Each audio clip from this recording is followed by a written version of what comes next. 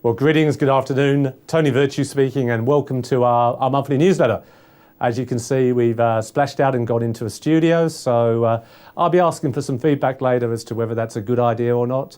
I can see from our Google Analytics, no less, that more and more people are watching the videos, and that it apparently is being really a more common way of communicating. So let's see how we go with that.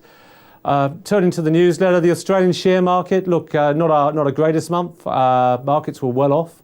They do trade within these parameters, and I think really the dividend yield really puts a floor on share prices. What was the motivation for that? Well, primarily the cost of debt has gone up, and that's a good thing, not a bad thing. It means people are pricing risk properly.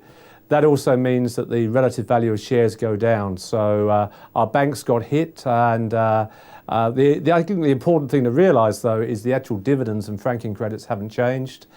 We're in confession season. We've had a few downgrades from companies, but really across the market, it's steady as she goes. So the earnings are holding up. So the actual income you're getting from your investments remain the same, and in fact, there's probably some good buying in the banking sector.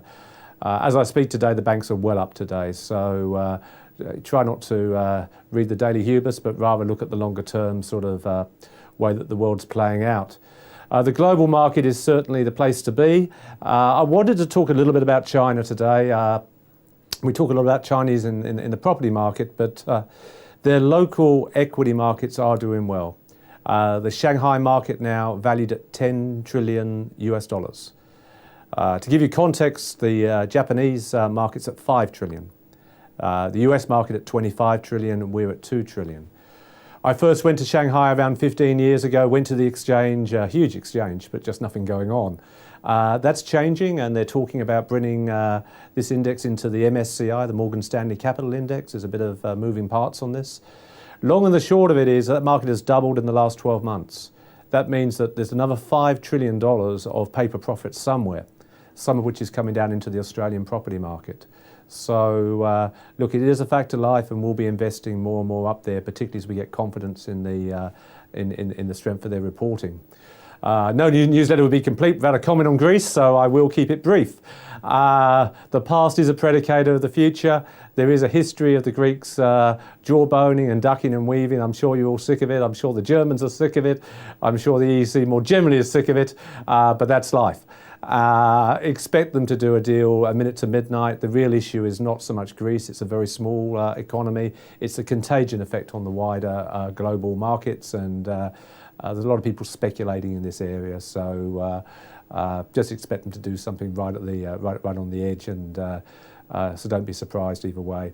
In fact, there are a number of people who'd like to see the back of them, to be frank. So let's just see how that plays out.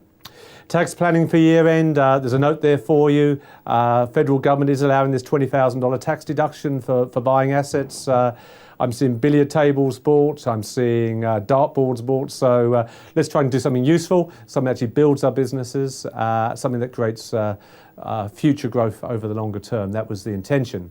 With superannuation, try and maximise your contributions from both employer and salary sacrifice. Those of you closer to retirement, consider money from your own resources. You can put in $180,000 in 1 year or $540,000 over a 3-year period brought forward to bump your super up. How are people doing that? Generally, they're selling a second or third property, or they're selling down some shares, moving that into superannuation.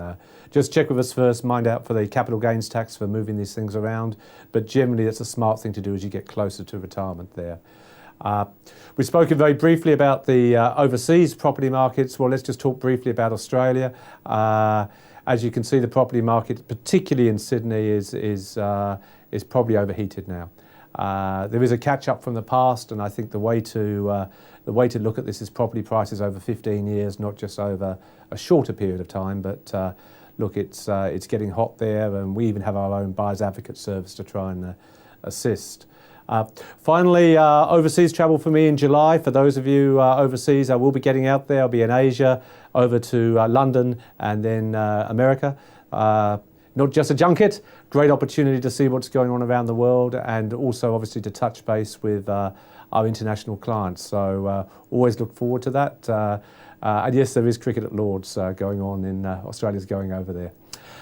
Finally, we have put some money into this today to try and provide a more professional presentation. There is a feedback form and videos and clicks and things that I'm told you can touch. So really would look forward to some feedback there as to whether we're going down the right track, whether we're really meeting your requirements. And with that, I'll say goodbye and see you again sometime next month, probably overseas. So greetings and goodbye to you all. Thank you.